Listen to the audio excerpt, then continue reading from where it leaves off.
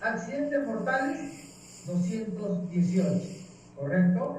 Es bastante altos estos indicadores, ¿no? Entendiendo que desde el año 2011 tenemos una ley de seguridad y salud en el trabajo. En temas porcentuales, el 42% fueron leves, el 57% fueron incapacitantes y el 0.71% fueron mortales. Estas son las actividades económicas que generaron el mayor número de accidentes de trabajo, viendo las estadísticas. Ahí tenemos el sector minero, correcto, el sector de la manufactura, que es el que lidera los accidentes de trabajo, y el sector de la construcción, con 3.642 accidentes de los 27.757 que hubieron. La forma de accidente, esto tiene que ver mucho con lo que estamos viendo el día de hoy. Caída de objetos, 2.118 accidentes. Imagínense, 2.218 accidentes, también bastante alta la cifra. Y caída de personas de altura, 1.079 accidentes. Los riesgos más importantes que existen cuando uno realiza un trabajo en altura son la caída de objetos y la caída de personas. Y son los principales riesgos que debemos aprender a controlarlos. Como agente causante, correcto, tenemos andamios. ¿Cuántos accidentes existieron en andamios? Y miren cuántos accidentes se dieron en escaleras, 1.181 accidentes. El índice también es bastante alto. Y entendemos por qué a veces cuando nos subimos una escalera no le damos la vida o no tomamos las medidas de seguridad respectivas. ¿Ya? Aquí ya, esta es una estadística de accidentes mortales, correcto, de los 214 accidentes mortales. Esas son las cifras. ¿Sí? Minería 64, manufactura 28, y el sector de la construcción. Siempre estos tres sectores industriales son los que de una u otra forma están en la parte alta de las estadísticas, y debo entender porque uno es mayor número de personas, donde se concentra mayor cantidad de trabajadores. Dos, porque las tareas suelen ser no rutinarias en algunos casos. Y tres, también porque de una u otra forma existe mucha rotación de personal. En construcción la gente cambia casi de manera semanal. Lo mismo puede pasar en el sector minero, ¿no? A través de las contratistas, que son los que generan el mayor volumen de trabajadores de una mina que ya está en explotación. Forma de accidente, 2 accidentes mortales, producto de caída de objetos. Más adelante vamos a revisar tres principios, 3 criterios súper importantes para poder evitar accidentes por caída de objetos, y 29 accidentes de caída de personas. 29 accidentes, imagínense, es muy alto el índice, ¿no? Representa casi el 14% del total de accidentes mortales. Por eso vimos que después de los accidentes de tránsito, la tercera causa de muerte en el mundo son los trabajos en altura. Y finalmente, en escaleras se dieron 5 accidentes mortales en el año 2021. Pues bien, vamos a revisar ahora cuáles son esos fundamentos de la protección contra caídas. Toda la legislación que existe, de una u otra forma, como que hacen una sinergia y los hacen suyos, ¿ya? O sea, de manera general, petróleo, minería, construcción, en fin, etcétera, etcétera, hacen suyos los mismos lineamientos, ¿ya? Los mismos fundamentos. El primer fundamento dice que es un sistema de protección personal contra caídas, ¿ya? Un sistema, como definición, es un conjunto de partes, es un conjunto de elementos. Y dentro de un sistema de protección contra caídas, yo podría decir que existen primero los equipos de protección personal, ¿correcto?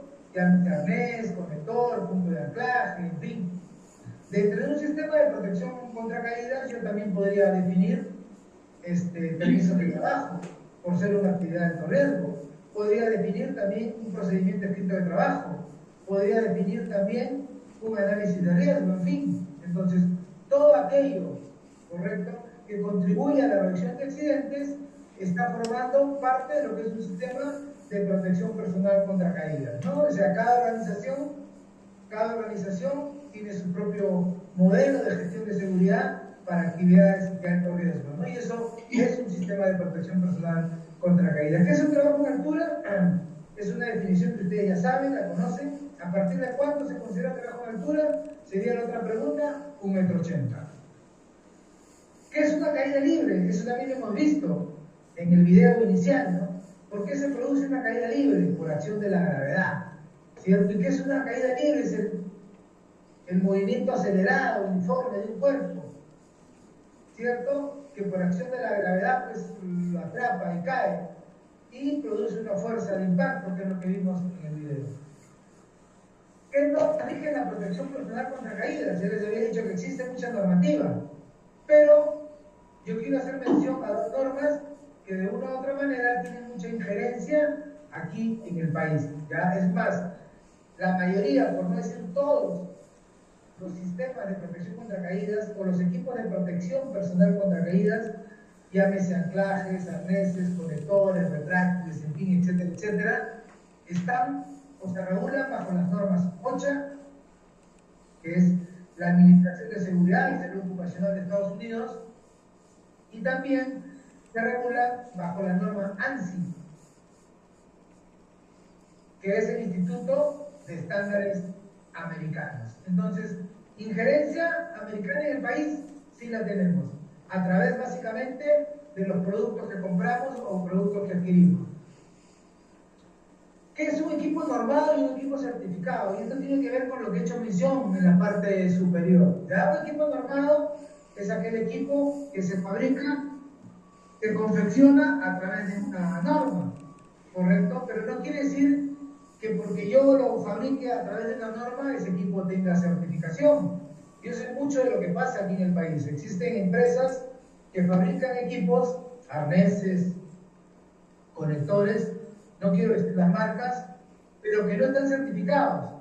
Y la diferencia entre un equipo normado y un equipo certificado es que el equipo certificado, de una u otra manera, de acuerdo a los ensayos, a los protocolos de prueba que se le hacen de acuerdo a la norma, ¿cierto? Me van a brindar tranquilidad, porque los van a probar los equipos, los van a romper, los van a estirar, van a colocar un arnés a un maniquí y lo van a lanzar de 1,80 m, van a ver cómo se comporta el arnés, etcétera, etcétera.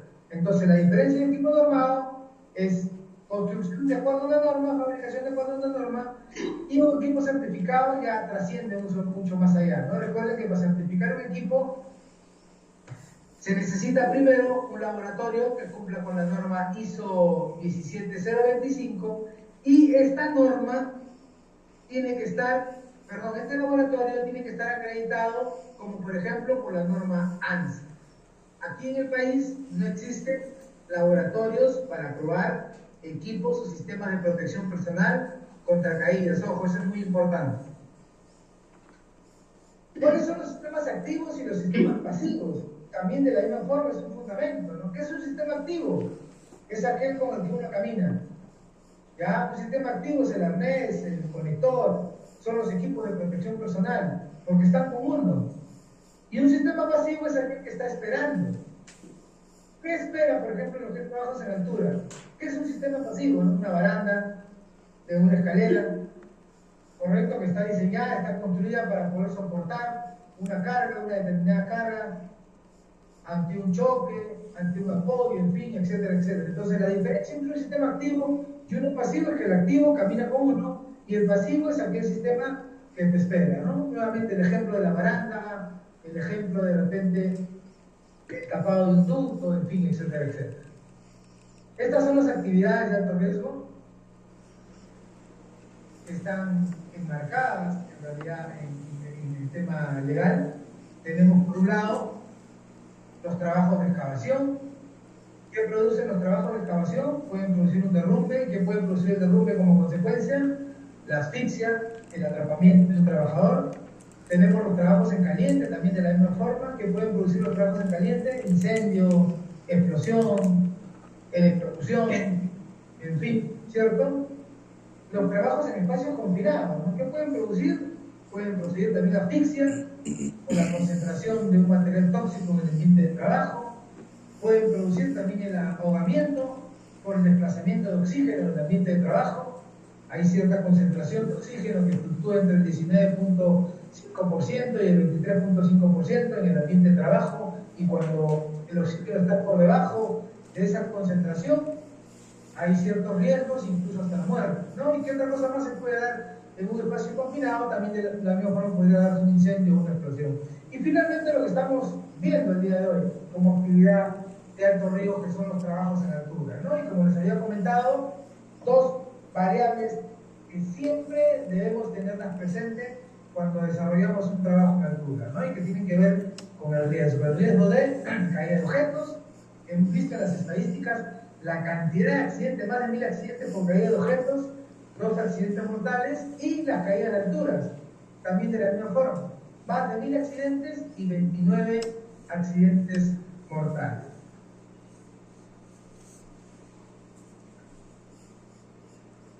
Estos son los riesgos que existen cuando uno desarrolla un trabajo en altura, ¿ya? Caída de altura, desplome de andamio y estructura, cuando uno monta mal un andamio, cuando uno coloca una escalera mal, como hemos visto en los videos iniciales, se puede caer, se puede desplomar, caída de objetos, golpes por objetos o herramientas, también de la misma forma, los derivados de enfermedades no detectadas. Esto también es muy importante que tengamos presente.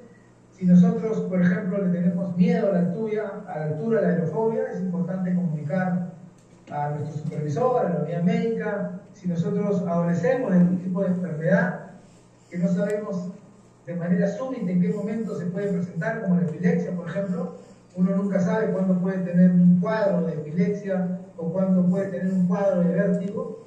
Es importante también que esto se mencione a través de un examen médico, que es lo que ustedes tienen estipulado en el decreto supremo.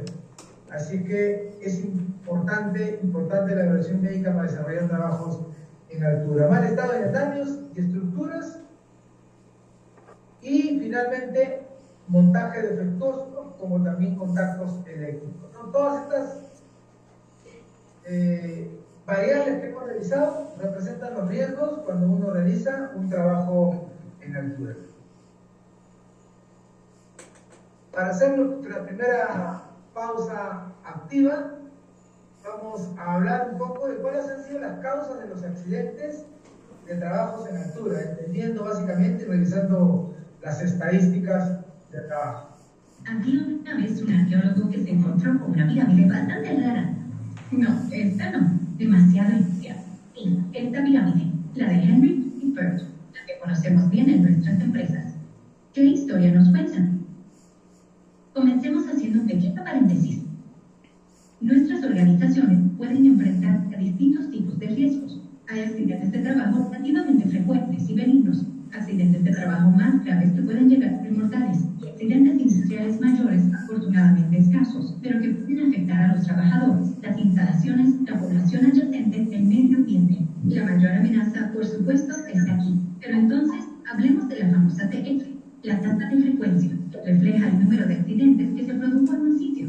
Como solo describe lo que ya ocurrió, finalmente describe sobre todo accidentes benignos. Entonces, reducir la TF está bien, pero produce un verdadero impacto en la prevención de los accidentes más graves. La pirámide de Bird parece decirnos, sí, los eventos benignos y los graves son proporcionales. Entonces, parece lógico pensar que si se reduce la base, se reducirá la cima. Salvo que, en la base, hay algunos eventos en los que estuvo muy cerca de que ocurriera algo muy peor, y hay otros eventos mucho más numerosos, que nunca podrían haberse transformado en accidentes graves. Si dedicamos nuestros recursos y nuestro tiempo a gestionar todos los eventos benignos, el efecto sobre la prevención de los eventos más graves será muy limitado, incluso nulo. Entonces, ¿qué pasaría si modificáramos un poco esta pirámide?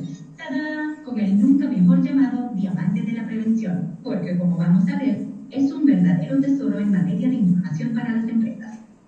Aquí nos ocupamos, por supuesto, de los accidentes comprobadamente graves que queremos prevenir, pero también de esta pequeña parte que está en la base aquí, donde, si las circunstancias hubieran sido un poco diferentes, podría haber ocurrido algo verdaderamente grave. Son estos eventos en apariencia benignos, pero que conllevan lo que llamamos un alto potencial de gravedad, los que hay que tratar de comprender, observar, analizar, desmontar. Me dirá que no, simple reproducirlos. Comience por preguntarse, desde el mismo momento en que se señala un evento, me habría sorprendido que esta situación hubiera conducido a algo grave. Y, como si fueran arqueólogos que pasan la tierra por un tamiz, filtren los eventos para quedarse solo con las pepitas de oro y dedíquenles a ellas toda su energía.